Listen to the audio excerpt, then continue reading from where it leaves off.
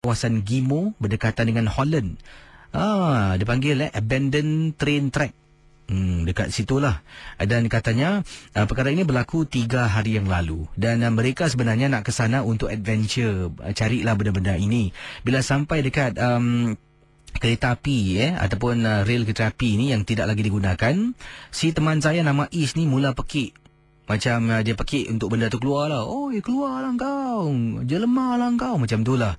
Jadi, kata beliau, dia pekik-pekik, keluar, tunjuklah diri kau. Bila dia sedang pekik-pekik, tiba-tiba teman kat belakang tu terus tercegat. Mereka yang bertiga lain tak bergerak. Bila si budak Is ni pusing, benda tu betul-betul berdiri dekat belakang dia, Gisi. Tak perlu tengok muka. Pusing benda tu dekat belakang, terus si budak Is ni pingsan. Dan bila pingsan, teman-teman 3 yang lain kaku tak boleh bergerak. Dan mengikut kisah yang diceritakan ini, terus mereka angkat Is pergi ke tepi jalan, telefon ambulans lah untuk datang dan untuk hantar si Is ni ke hospital. Dan itulah dirawat di sana lah, kata pendengar kita yang kirimkan. Dan katanya ibunya nasib baik dia tak tunjukkan muka, kalau tak lagi teruk.